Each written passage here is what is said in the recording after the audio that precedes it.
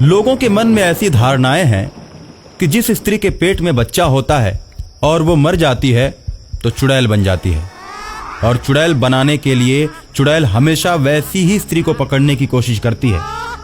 ऐसा माना जाता है कि छत पर सोई हुई गर्भवती स्त्री को अगर कोई चुड़ैल पार कर जाए तो वो भी चुड़ैल बन जाती है।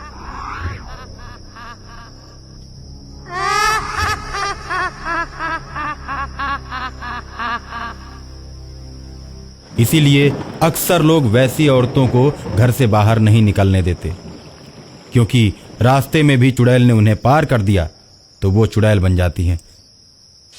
एक शैतानी चुड़ैल हमेशा वैसी ही औरतों की फिराक में रहती है और गांव के चारों तरफ घूमती रहती है। लोग उस चुड़ैल से परेशान रहते हैं। गांव की औरतें डर की वजह से घर से बाहर नहीं निकलती। गांव के लोग चुड़ैल को भगाने के लिए बहुत प्रयत्न करते हैं, लेकिन वो नहीं मानती और लोगों से कहती है, मैं ऐसी गांव की रहने वाली हूँ और अपने गांव में रहने का अधिकार सबको होता है। मैं इस गांव को छोड़कर नहीं जा सकती। मुझे गांव से निकालने की कोशिश करोगे तो गांव में एक भी बच्चा पैदा नहीं होगा। मैं सभी गर्भवती स्त्रियों को मार दूंगी और उन्हें चुड़ैल बना दूंगी। गांव वाले जब ऐसी बातें सुनते हैं तो और भी डर जाते हैं और लोग नर्स और डॉक्टर को घर बुलाकर ही औरतों का इलाज करवाने लगते हैं। और एक रात अचानक चुड़ैल घूमती रहती है और राजू की मां को पकड़ लेती है। राजू की मां सुबह होते ही गांव की चौपाल पर आकर दांत पीसने लगती है और चिल्ला चिल्ला कर कहने लगती है, चुड़ैल किसी को भी नहीं छोड़ेगी, किसी को भी नहीं छोड़ेगी। कल रात ही उसने मुझे पकड़ लिया था और मुझसे बोली कि मैं किसी को नहीं छोड़ूंगी, मैं सबको मार दूंगी। ऐसा कहकर वो चौपाल के चबूतरे पर अपना सिर पटकने लगती है। उसके सिर से खून टपकने लगता है। राजू के मां की ऐसी हालत को देखकर लोग आपस में बात करते हैं, अरे यार, अब क्या किया जाए? चुड़ैल तो लोगों को पकड़ पकड़ कर परेशान करेगी। चुड़ैल का आतंक तो बढ़ता ही जा रहा है। कुछ ना कुछ उपाय तो करना ही पड़ेगा। अब अगर वो चुड़ैल आती है तो हम सभी मिलकर उस चुड़ैल का पीछा करेंगे। जहां भी वो पकड़ी जाएगी हम उसे मार देंगे।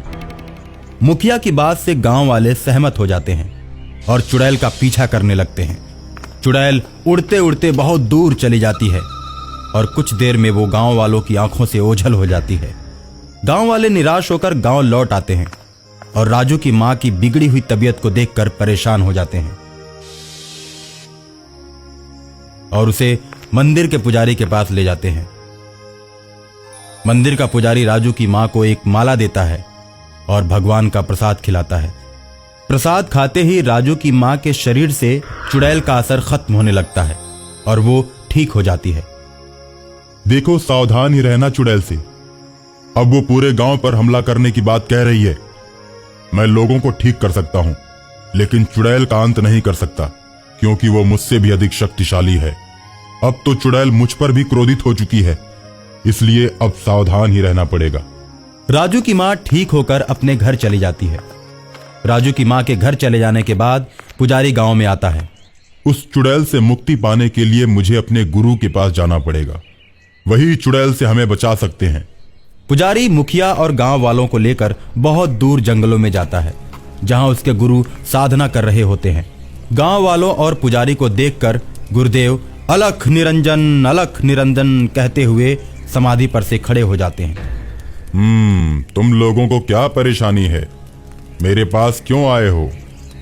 लोग गुरुदेव से सारी बातें बताते हैं और गुरुदेव कहते हैं, ठीक है, मैं अभी तुम लोगों की समस्या का समाधान कर देता हूं।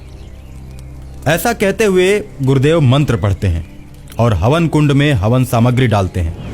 हवन सामग्री डालते ही हवन कुंड आग की लपटों से भर जाता है और चुड़ैल हवा में उड़ती हुई हवन कुंड के पास आकर हाथ जोड़ने लगती है। मुझे माफ कर दो, मैं अब किसी को परेशान नहीं करूंगी। तुम्हारी बातों पर हमें जरा भी भरोसा नहीं। अब तो तुम्हें आग में जलना ही पड़ेगा। गुरुजी मंत्र पढ़कर चुड़ैल पर मारते हैं। मंत्र का पानी पड़ते ही चुड़ैल आग की लपटों में जलकर चिल्लाने लगती है और इस प्रकार चुड़ैल का अंत हो जाता है।